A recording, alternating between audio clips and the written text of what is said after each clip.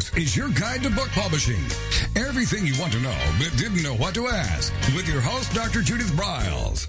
On the show today, you'll find out where book publishing is going and how to take advantage of it.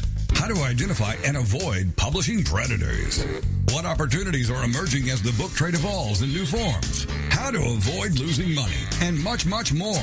Join us now as a variety of publishing pros will deliver insights and strategies to take the author to the next level of publishing. It's your guide to book publishing. Everything you want to know but didn't know what to ask. Brought to you by AuthorU and the Book Shepherd. And now, here's your host, Dr. Judith Briles. Well, it's another great day for publishing. Actually, I think it's a great time for publishing. With all the morphing and all the changes, it's never been easier, which also creates problems because there's a lot of stuff that gets out there that shouldn't be. But with the right guidance, you can create a stellar book with great ideas that can compete with just about anything that New York pushes out. With us today and back, we're so tickled to have Helen Sedwick back, who is one of the ace attorneys who really gets, who understands what's going on in self-publishing and the changing markets now. Helen is the author of the updated guide to protecting your rights and wallet, which is kind of the tagline here, but it's the self-publisher's legal handbook, which is something I keep in my office. And I refer authors to all the time. Based in California, she has over 3 decades of experience representing businesses and entrepreneurs as diverse as wineries, graphic designers, toy makers, engineers, and writers. Her historical novel, Coyote Wins, earned 5-star reviews from really well-known reviewers and coveted reviews from Forward magazines, and was a medallion honoree, the Indie Brag medallion honoree. She's also a board member and board of advisors for the Alliance of Independent Authors and a contributing writer for The Book Designer, along with yours truly and Bookwords. So we're just going to jump into it because I actually have a few questions, Helen, that some of our listeners have forwarded to me. And people who follow my blogs when I said that I was going to be doing a legal show again. So, but with that said, welcome back. I'm glad to be here. So, and I should say with everyone, Helen was one of the people that lost her home during the god-awful fires in California. But she told me she settled back down again. So hopefully. Yes, it was quite a detour. But yeah, we're back. We're back. We bought another house and we're moving on. Well, you have to. It's just really. I asked my brother also lost his house. Helen knew that, and I asked him, so what was left? And all what was left of everything, because it was such a hot, fast-moving fire, was a safe that was in the house, and that was it. Everything else was gone. So. Yeah, there were a few pieces of pottery that with no glaze on them, but I have to tell you, we sifted through and everything we found was a treasure because you think you've lost everything. So if you find just a little something, it was really special. But it's amazing how destructive those fires are. Yeah, it is. We are in extreme climate, I think. So, well, Helen, let me ask you, it's been a while, it's been over a year since you've been on the show. What's changed in the past year, if anything? I would say that the self-publishing or indie authors have more choices. There are more vendors out there offering different menus of services to take you from manuscript to published book. So in some ways, although there are more services, it also means that your choices are more complicated. I think you actually have to be a somewhat more sophisticated consumer of these services because there are a lot of people out there who are trying to get you to part with your money. And in some cases, it's a good investment to hire some of these vendors and some of these professionals, and sometimes it's not. So I would say in some ways it's easier for independent authors to publish, but you always have to be smart about who you're hiring and where you're spending your money. So it's the old classic, author beware. Author beware, yes. Yes. I think because authors are dreamers, Yes. we tend sometimes to not be as analytical and as skeptical as we should be, because that's contrary to a dreamer's mentality. But when someone starts asking you to write checks, it's time to turn that other side of the brain on and start asking questions and start asking for references. Mm-hmm. What are some of the key questions you'd like to see an author ask that they rarely do? What authors need to do is look at the contract. I know that intimidates authors. They think that contracts are like, I heard one author describe it as 5,000 words run through a blender. Yeah. But you have to get past that, because authors tend to fear that someone's going to steal their work if they post it on the internet. I know. No, someone could steal your work by having you sign a bad contract that gives away all your rights. So I've written some blog posts about this, and there are books that will tell you what parts of the contract to read and to translate those. And in fact, at the back of my book, I give some samples where I take the language itself and says, this is what it means. And you have to discipline yourself to look at that and then compare it to some other options you have, because to not look at that, you could really end up signing something that you regret terribly. And it can be done. I always say to authors, if you're smart enough to have written a book, which is a hard project to do, you're smart enough to look at these contracts at these key provisions and figure out, maybe you can't tell whether it's really good or really bad, but you can tell that it's bad enough that you need to consult with somebody and not sign something. So that's the biggest thing I say, is that read it before you sign it, or click online when it comes to giving somebody rights to your work. Well, you and I have talked about this so many times on what to look for, and the predators, right? The whole predator deal.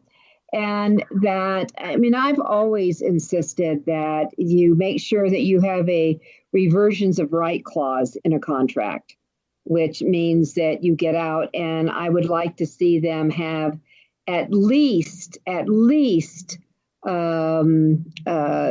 200, maybe even better, 300 printed books sold a year. And then it goes back to you offering your choice that they can come up with and say that, all right, so this is what we've got, and we've only sold 100 books. You, the author, then has a choice. Say, you know what? I think I want to end this. And I rarely see, Helen, reversions of rights clauses in contracts. Yes, and there should at least be a reversion of rights if the publisher goes out of business. That happens a lot. You get small publishers, they just simply stop operating, and then your rights are all tied up in their assets. The other thing to look at is there's a part of this contract that's called the grant of rights clause. Uh-huh. And let's say you're working with just an ebook publisher that's translating your book into Spanish. You have to really look at that section, because it may be so broad that you're giving them the rights to translate it in any other language and sell it all in the world in all of their formats and make movies and make merchandise. Now, this company has no wherewithal to do any of that for you. But if they get those rights and your book is a success, they get to call the shots, not you. So you have to make sure you're not giving more rights away than this publisher or provider can actually use to your benefit. And most contracts, even with little tiny publishers, will have extremely broad grant of rights clauses that are really inappropriate in the context. And it's okay to say that. Authors often feel like, oh, they're going to think I'm ungrateful. No, you're not ungrateful. You're smart. You're grateful and smart. And it's okay to look at these provisions, ask questions, get help, and make them appropriate to the context. If it's a small publisher, you want to hold on to your film rights, or you want to hold on to your translation rights, because they can't provide you any value.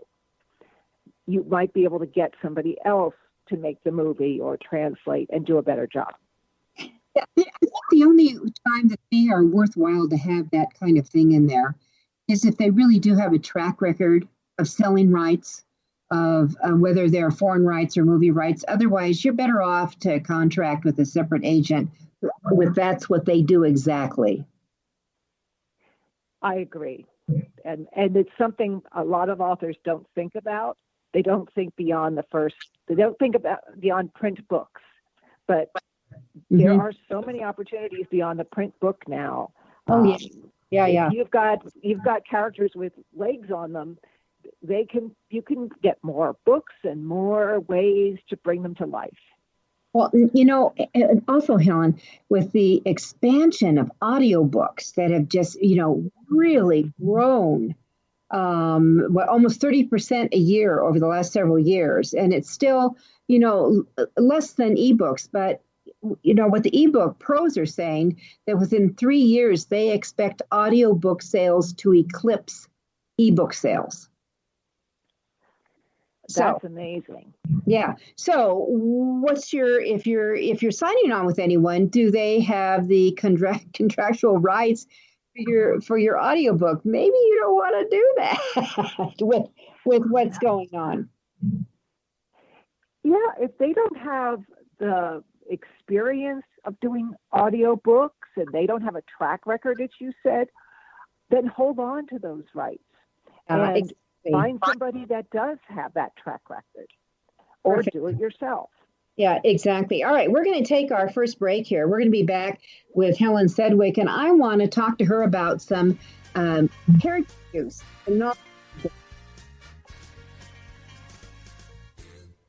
Okay, Helen. Oops.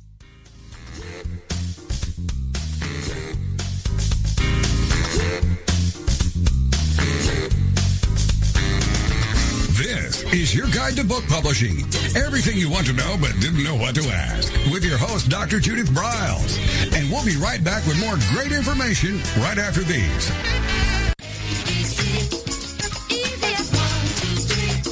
Is there a book in you or another? AuthorU shows you how to create, develop, and publish your book without being hoodwinked. If you already have a book out, you will find a supportive and brainstorming community that is connected and creative, no matter where you live. AuthorU brings in national experts for its book camps and annual AuthorU extravaganza. It has regular meetings and delivers webinars for its members on timely topics.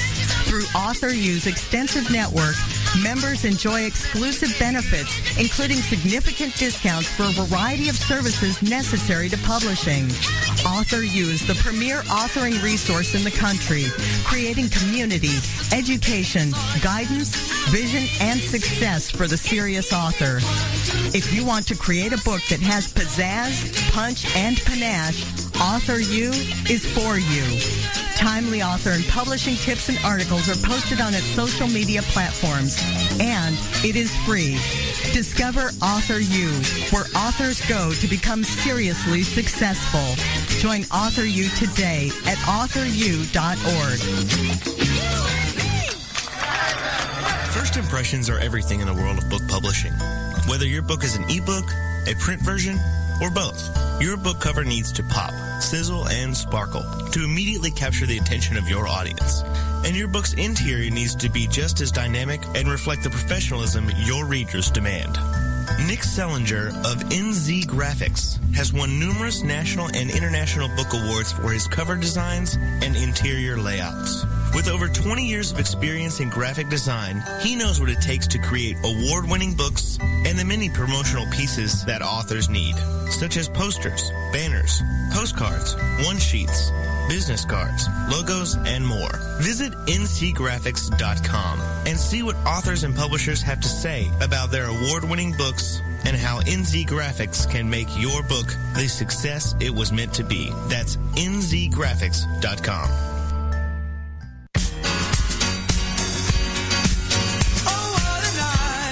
confused about publishing options? Do you know which printing option is best for your book? Does your stomach flip when you think about selling books? Or do you feel overwhelmed with what to do about book marketing and publicity? Get the answers and much more. Get them and from someone who knows publishing inside and out from both the traditional and independent sides, how to make a successful book. You can't do it alone without paying the price. You can spend your money creating a book that turns out to be so-so, or you can create a book that looks and feels classy, builds your brand and platform, and is a success, a bestseller. It is your choice. You choose. If you want author and publishing success, you want Judith Briles as your book coach. Sign up for her weekly blogs and e-zine at thebookshepherd.com.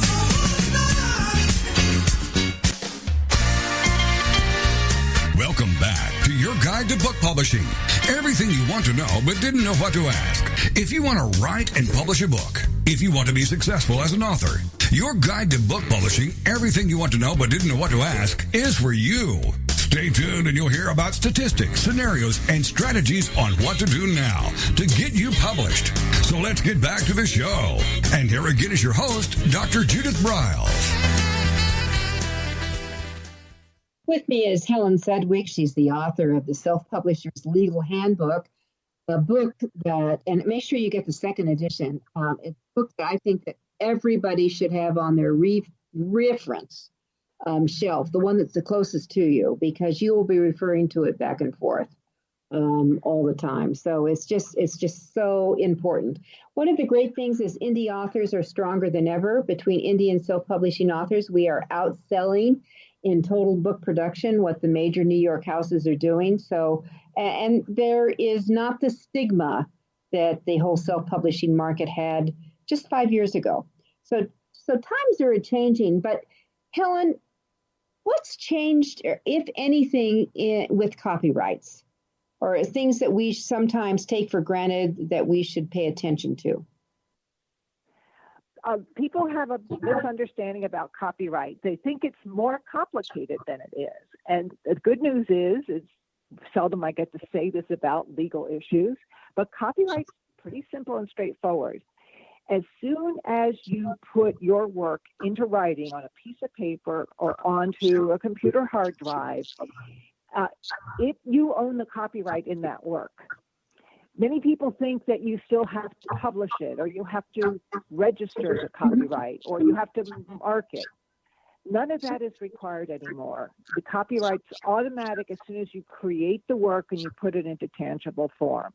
You own the rights to that work. So that's something that's changed over the last 30 years, but it's amazing how many people aren't aware of that. Now, and the copyright lasts. Another thing that's changed is the copyright lasts for a very long time. The writer's lifetime plus 70 years in the United States, 50 years in some other countries, but it's still a very long time. And although registration with the U.S. Copyright Office is not required, it's a good idea because it creates a record of what your work looked like at a particular day. And if you ever do have to sue somebody for infringement, it's the first step towards enforcing your rights. Mm-hmm. So copyright has gotten easier. Now, people tend to worry that if they post their work online, in a blog, that's going to get stolen. In some cases, that will be true. What I say to authors is, unless you have a bestseller, it's probably not. If people using your work is probably not going to have a big economic impact on you. The people who steal work that are really pirating books, they're pirating bestsellers because they can make money more easily that way. Mm-hmm. But there are going to be people out there that take your work and you could spend a lot of time chasing them down and sending them emails, or you can just accept that as being part of the new world and just keep writing and just consider it flattering in a sense that somebody likes your work well enough to borrow it that way. Well, I think what the savvy author needs to do is that they just can't publish one thing and then sit back. They have to keep supporting that work And they do that with blogs and all their social media and maybe other feature articles that refer back to it. So their name stays up there even when it gets picked up. And if someone, I can't remember, I'm brain dead here, some of the common, which we all do it, right? That some of the old common places where you can just copy in text and see if it's printed out there already, you may pop up that way. But you've got to keep out there and stay visible. I think that's really important. And I know some people say, Helen, that, well, absolutely, they want to push my work out. It's going to pick up and it's going to connect back to me somehow because I'm just out there all the time. So, yes. And if it really does bother you, there are now all kinds of apps out there, plagiarism apps and what are called takedown notice apps, so that you could subscribe to services that are going to keep searching the internet for when your work pops up on somebody else's site. And you could chase this down, or you could just keep track of it. But I do think for writers, it's more important to just keep moving forward, keep writing, keep developing that relationship with your readers, keep perfecting your art. That's going to be much more satisfying than playing a game of whack-a-mole with these with these internet companies. It's an allocation of resources. None of us have all the time that we want, so spend it writing and spend it developing that rapport with your readers. Mm-hmm. Helen, do you recommend that once your manuscript is completed and published, that they go ahead and register the entire thing with the Library of Congress? Yes, I do. It's simple. It costs $35. You can fill the form in online, then you send in 2 copies of your book. If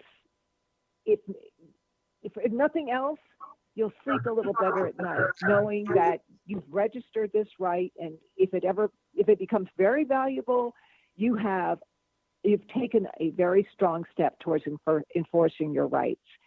Plus, if you do it within 3 months following the first publication of your book, you'll be able to put in a claim to recover attorney's fees if you have to sue somebody. But even if you miss that 3-month deadline, it's still worth doing. It's a cheap investment. Yeah, and you're talking about attorney fees treble if you get it done. Isn't that correct? Say that again. You garbled a little bit. My understanding is that if you get it filed when you within that window, that if there is any infringement and you do pursue it and you are successful, that you can get as much as treble on attorney fees. You can recover a lot, and you can recover a lot without having to prove what your lost sales were, which is a very difficult thing to do. Just say what your sales would have been hypothetically. So it's absolutely worth it to do it within the first 3 months. But I don't want people to feel that they shouldn't do it if it's been 3 years. It's something to add on your checklist when you're self-publishing your book. Add to your checklist that once you get those printed copies back from Ingram Spark or Amazon, whoever's printing your books, that you get online and you walk through the registration process and you send 2 copies in. There are people who have blog posts out that will actually walk you through, and YouTube videos on how to register it, how to go through the form online. But it's pretty straightforward. Most people can do it pretty easily. Mm-hmm. Well, I think it's really important. And I'm assuming that those 3 months, is it 3 months when you first have a book in hand, or is it 3 months from your publication date?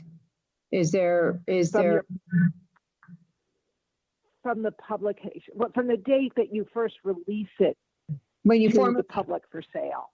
Okay, so formally. The release date. Your release date. All right, so that's something you should all do. And I know I went through a Helen experience where actually I had taken back rights of one of my books from McGraw-Hill. And they continued to sell the book after they had said, the sales are done and we're done, which is what they used to do in the old days.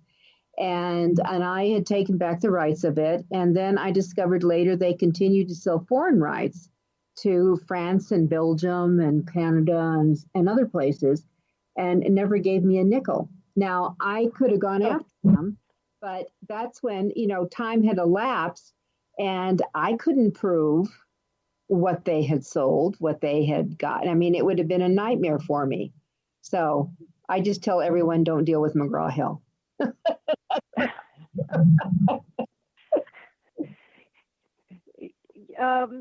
You did litigation can really consume your life. So yeah, I often discourage people from going into litigation. It's better to have a business discussion with them and say, I could sue you, but let's work out a business deal and everyone move on with their lives.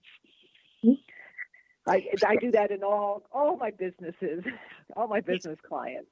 Yeah, I think so too. I still quote you with some of the things that you said from the last podcast that we did about when we were talking about steps to starting in business. Whether we get to that or not today, I don't know. But I'm still quoting because people, how do I set up my publishing company? How do I protect myself, etc.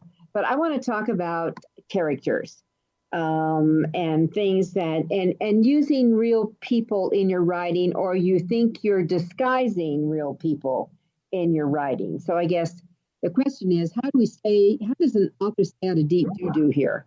Does that make sense? And you know what? We're just going to have to just open this up because we have 1 minute to our next commercial. Okay. I'll give you the good news. If you're writing positive information about somebody, you don't need to worry about the legal issues or get consent. Well, then you're talking about bad information that you need to start worrying.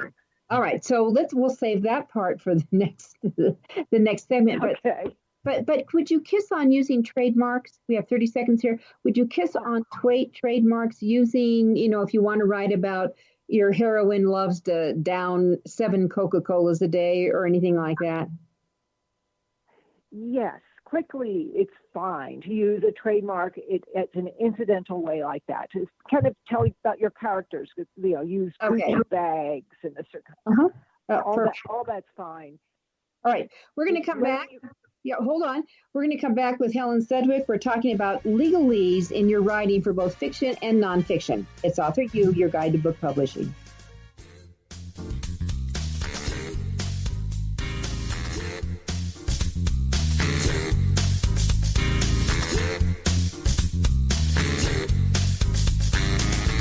This is your guide to book publishing. Everything you want to know but didn't know what to ask. With your host, Dr. Judith Briles. And we'll be right back with more great information right after these.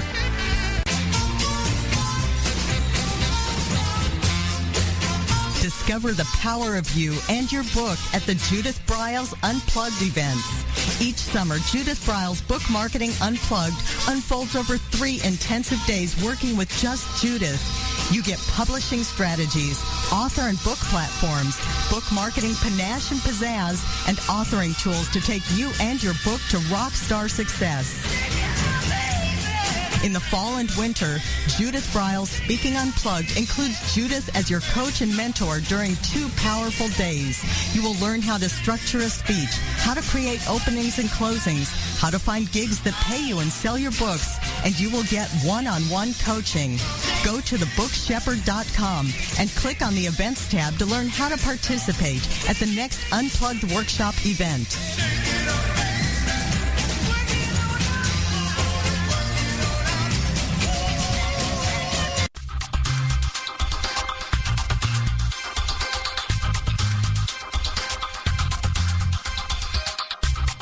When Ned Thompson and Harry Shore started Thompson Shore in 1972, they believed employees with great character would make up the best company. They were right. They hired people who were not only experts in bookmaking, but who were obsessed with quality and delivering exceptional customer service. Almost 40 years later, Thompson Shore remains a 100% employee-owned company. Ned and Harry knew that successful customer projects are a direct result of empowered employees. We specialize in all books for large and small publishers. Creating beautiful and well-made books, we're dedicated to pleasing our customers by making the experience a good one from start to finish. The personal touch we have with our customers allows us to be innovative in solving their most difficult challenges. Our platform also ensures that we can remain flexible to meet our customers' unique needs and expectations. Our marketing kit can create buzz for your title, enhancing the promotion of your book during infancy. When you need to test the market to gauge your future sales, we can provide digitally printed books that will transition seamlessly into a larger offset run. From ebook to hard copy to delivery, our skillful customer service teams are at the ready to answer your most pressing question. At Thompson Shore, we know that making the highest quality books requires more than just best technologies. It requires superior customer service, professionalism to the trade, and commitment to environmental and social values. With these standards of excellence in place, you can be sure that we will always help you put your best book forward.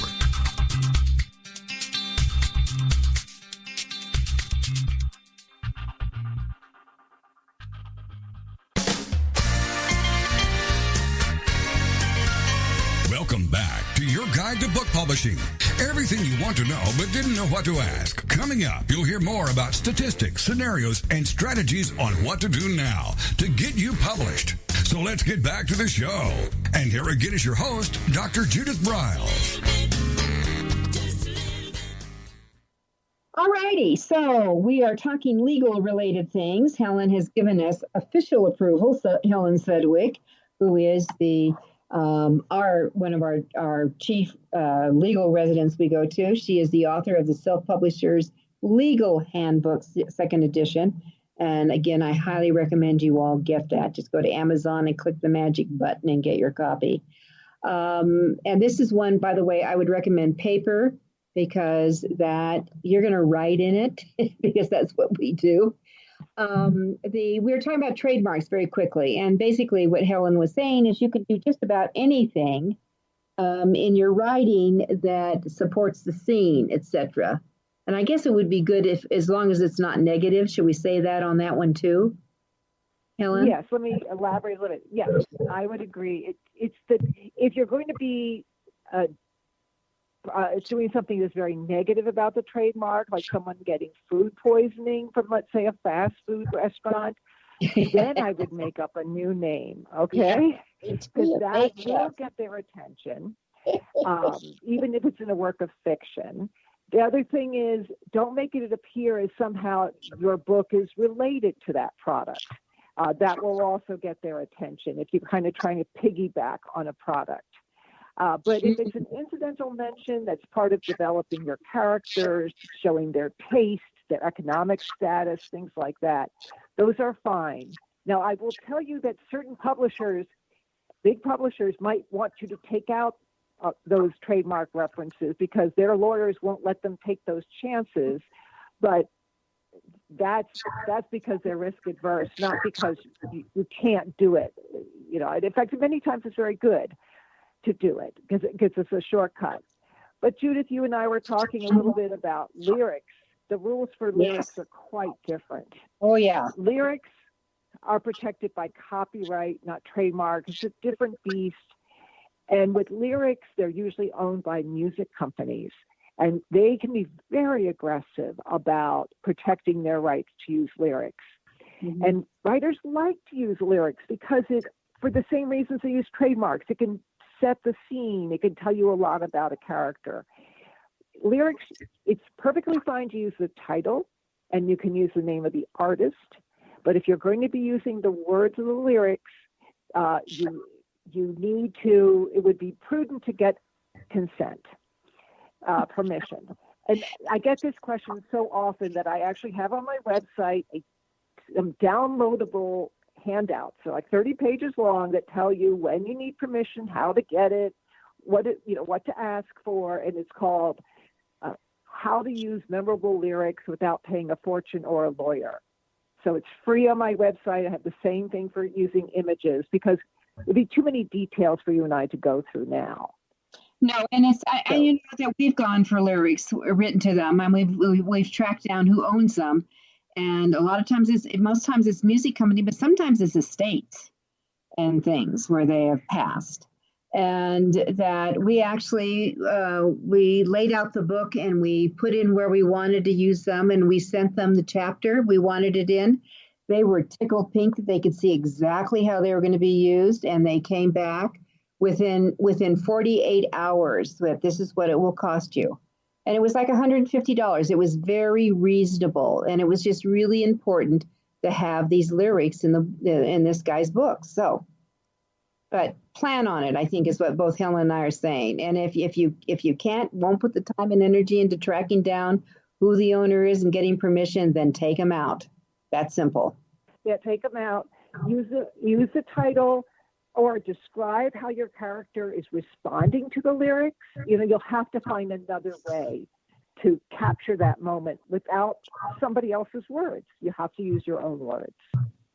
And that's an amen here. All right, so Helen, let's talk about writing a little bit, because that a lot of times my thing is, unless you're writing real horror, some of the parafantasy that I see that comes across my desk, that a lot of times people write about things that they know really well because they were involved in it, and it could be a massive family or a business conflict in a situation that's gone really south on them.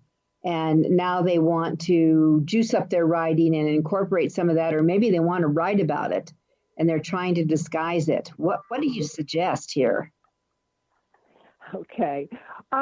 You need to learn a little bit about two issues: defamation and then disclosure of private facts. And you need to take the time to learn about it.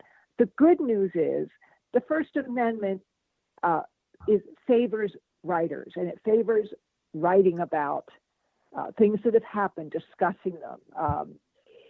But there are limits. So, for instance, defamation is a false statement of fact about an identifiable living person that's published and causes reputational harm. That's a mouthful.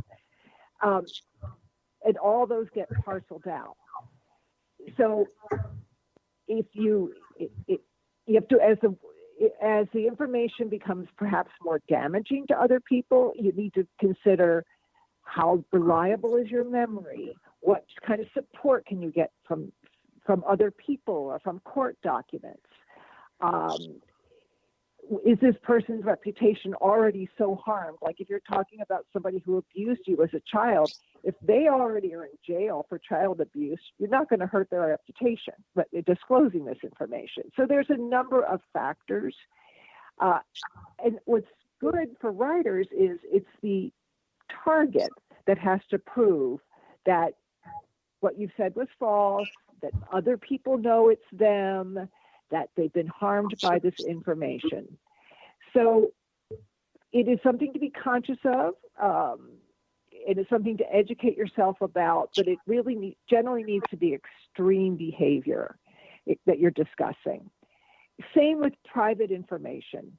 If you are going to be disclosing something that's true, but it's incredibly private and could be quite damaging to an identifiable person, then you need to step back and learn more about the topic and ask yourself some questions like, how important is this information to my overall message and story? Can I change enough characteristics about the person or situation so the person's not identifiable to third parties? It doesn't matter whether the target identifies themselves. It has to be identifiable to third parties. Am I being vindictive? Because often if your motive is being vindictive, it's not going to be a very good book you're writing. It's often better to write with all the anger, but then edit from a place of more objective emotions. You'll probably end up with a more universal and better book. There are just a bunch of factors that the more damaging the information is, the more you should consider and get familiar with the issues. And if it's a book that's way out there and going after big government, big oil, big pharma or something like that, you may also want to consult with an attorney to have them really look at the most potentially damaging part of your manuscript. And especially as a independent publisher or self-publisher, if they did go after you, are you going to be able to have the pockets to help take care of it? There is insurance called media perils insurance, and if you're writing a high-risk book, you're going after some deep pockets that could hire attorneys to go after you, it's worth looking into insurance. The beauty of insurance is that they hire the attorneys and deal with a lot of the headaches. It could be you have no money and they, so what? Someone sues you. Or it could be someone sues you and the book becomes a bestseller because of it. I mean, that does happen. That publishers, a lot of these things that come out of the White House, that should be potentially damaging. The publishers don't care if someone's going to threaten to sue them. It will just help them sell more books. So I guess what I'm doing the legal thing is like, it all depends. It's a favorite answer for attorneys. Mm-hmm. But what I actually want to kind of end on that topic with is these are not issues to think about while you're writing the book. Worrying about the legal issues. These only come into play if you're going to publish the book. If you start thinking about these legal issues while you're writing, it becomes a form of self-editing, and it's going to inhibit the process. So put those aside while you're writing. And when you get through a few drafts and you're really seriously thinking about publishing, then you'll know what your story's about, and you'll be better able to look at your story and decide what risks you have to take for the story and what risks you can mediate by changing characteristics or maybe even editing things out. I especially encourage people who are survivors of abuse who are writing about that to put aside fear of legal issues, because often victims of abuse have already internalized this message that they're not allowed to talk about these things. Mm-hmm. And I don't want to add to that message that they're not allowed to talk about it. They are allowed to talk about it. But before you send it out to a publisher, let's take a look at it to make sure you reduce the risk as much as possible. I am actually working on one of those kind of books right now. So, I know exactly what you're talking about, and what happens if you write about these things and the parties are dead? Then you're good. You come back. Helen, come back. You may speak ill of the dead. You may speak ill of the dead because defamation and privacy claims die with a person. This is your guide to book publishing. Everything you want to know but didn't know what to ask. With your host, Dr. Judith Briles. And we'll be right back with more great information right after these.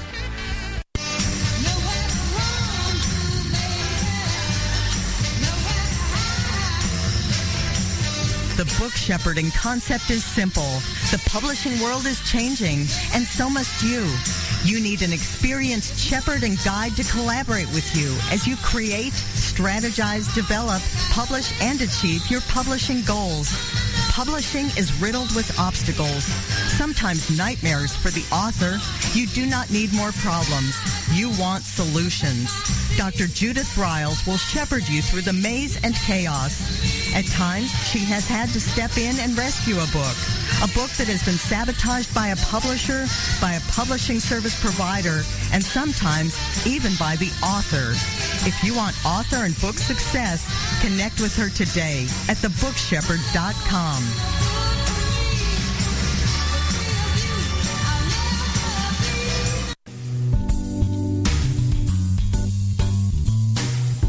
At Total Printing Systems, customer service is our priority. We are located in Southern Illinois.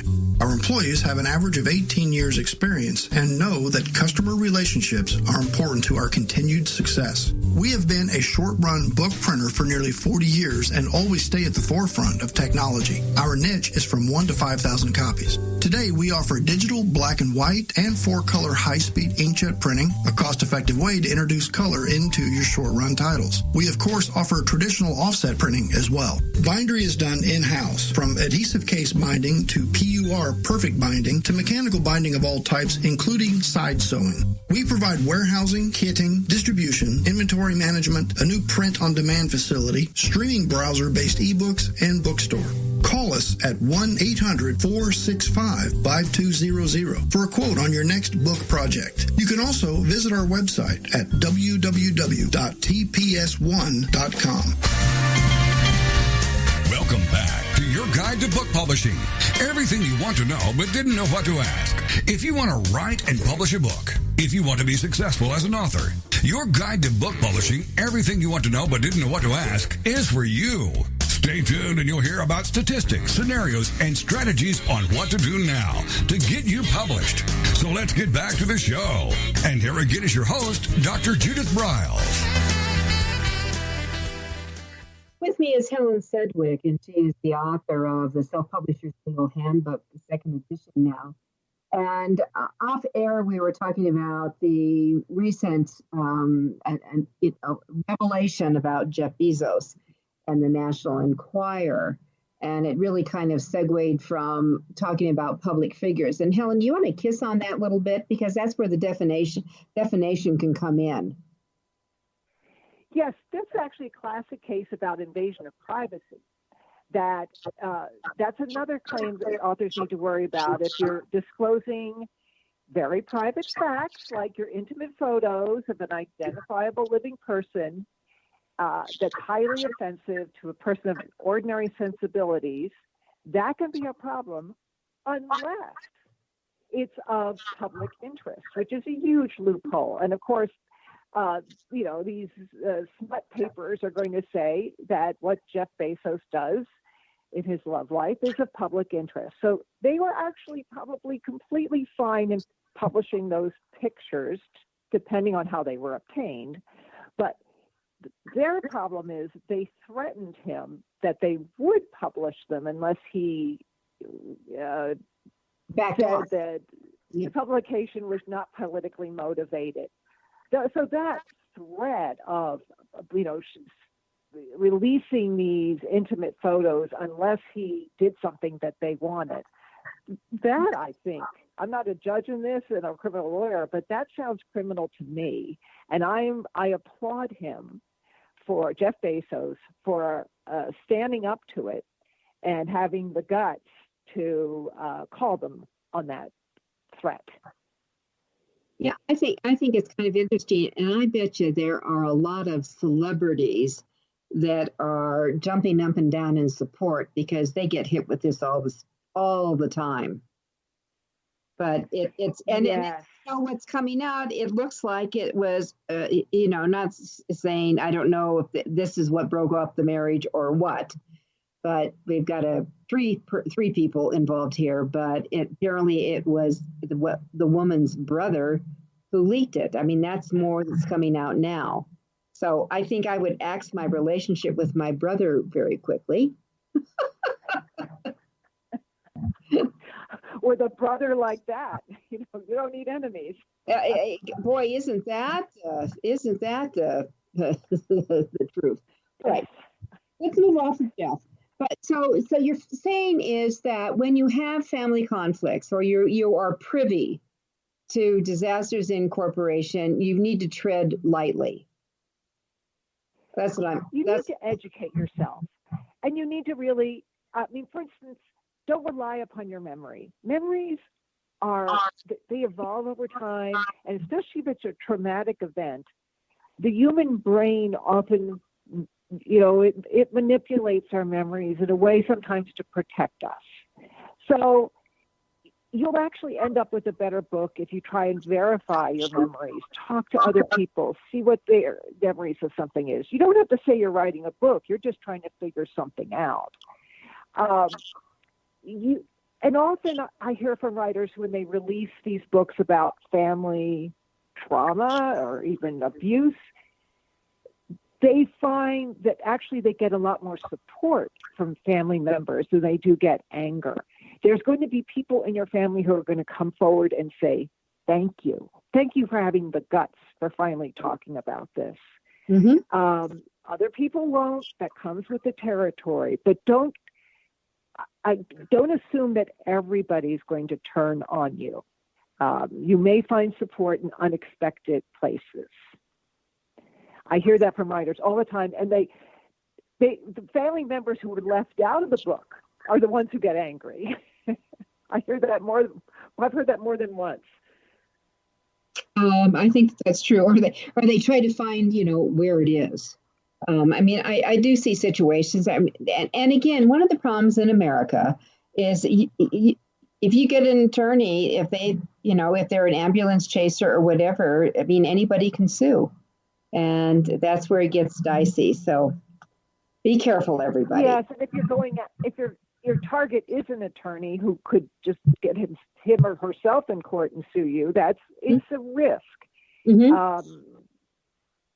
And it's just as I said, if before you publish, take a step back and think about those risks, or work with somebody, an attorney, editor who's sophisticated in this, and work through these risks and figure out which ones you want to take and which ones you really don't need to take, because that's what law is. A lot of times as a lawyer, I'm advising people about risks and being smart about risks.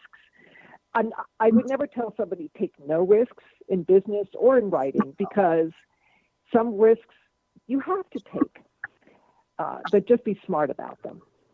All right. So, Helen, in our few minutes we have left, let's kiss on. What are some of the most common mistakes you see authors continuing to make?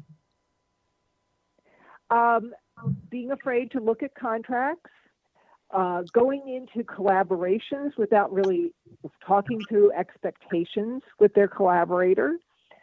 They just assume everything will be fine. That's like walking up to the altar and signing on with a spouse that you met 3 days before. So besides saying here, you should plan the divorce before you get married, what are a couple of things? A prenup. A literary prenup. Literary prenup. Yes, exactly. So what are some of the key things that should be in that prenup? How you're going to share the work, what your work styles are, what your strengths and weaknesses are, how you're going to share the profits, how you're going to share the expenses if you're going to be self-publishing, what your vision of it is. Are you going to write a slab dab bestseller, how to lose weight and make $1 million in 3 weeks? Or are you writing a literary classic? Because if you and your partner have different goals and visions in mind, and you haven't talked about that, you are going to run into problems. Just like any relationship, communication is key. There are checklists out there that kind of force you to talk about some of these topics that may be a little uncomfortable. Mm-hmm. What if one of you wants to quit? What if one of you dies? Can the other continue to do the work and take it the rest of the way? There's no right or wrong answer. It's just the question needs to be asked, and a discussion should be had, and then it should be written down. And I have blog posts that go through, I think, like 21 questions to ask yourselves if you're going into a collaboration that will help walk you through some of these steps. Yeah, and I think it's just really important. And all of you are listening in. I see this happen all the time. They enter into these scenarios with the best of intentions, and then it falls apart because life gets in the way, or the expectations are not following through from one of the collaborators to the other, and it gets really messy, and a lot of good projects really get shot down. Right. What are some of the other mistakes? Signing a bad contract, as I said, not planning for, if you have a work, not including what happens to your written work in your estate plan. As I said, your copyright lasts for 70 years after you're gone. Who in your family or among your friends would be the person who would help keep your work out there in the world. So think about your literary estate just as you would think about your material estate. Let's see. Those are the big ones, and I'd say the biggest one is people being afraid to write, that they'll get sued just for writing something down, and you won't get sued for writing something down. It's the publishing, and even then it's a rare instance. Yeah. Here, let me just add this in. If any of you are listening or are contemplating entering into a publishing type of contract, you're not going to be coordinating your team and, bringing in like someone like myself that's going to help you put it all together, and editors. And we all, we're all working just for the author in the book. And when the project's done, everything is yours type of thing. No, you're working with a company who is supposedly going to publish it. I'm going to advise all of you that please buy an hour or 2 hours of an attorney's time and have them go through that contract and do the that it should be done, or ask the questions. So, if you sign the line, you better have your eyes wide open. That's what I see happen all the time. They're not. What I would say is, writers worry about writing about real people. And I would, let's say there are 2 million books published each year. At least, yeah. Maybe there are 300 defamation cases that arise from the book, but tens of thousands of authors will have signed bad contracts. You are so much more at risk of signing a bad contract than getting sued by somebody in your book. So that's the thing. You can get help. There are all kinds of organizations. There are attorneys out there. You have to learn to spot the issues in these contracts and get the help you need, and not sign a bad contract. It's so avoidable. Yeah. Yes, exactly. It is avoidable. But, they get the stars in their eyes thinking, oh, I have a publisher. And really, they don't have a true publisher in most cases. What they have is a pay-to-publish operation, because that's what the breed is at this point. All right, we're going to do a wrap-up. Helen, thank you so much for being with me. We should do this again more often, not wait every year, so to speak. And anytime. Yes, and I'm glad you recovered from the fire. Wait, truly I am. Everyone, make sure you pick up Helen's book, Self-Publisher's Legal Handbook, that it will make a difference and keep you out of some of the traps that are out here. We'll see you next week.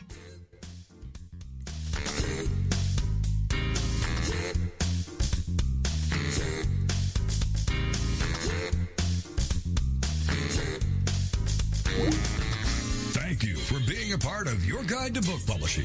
Everything you want to know but didn't know what to ask. With your host, Dr. Judith Briles. Each week,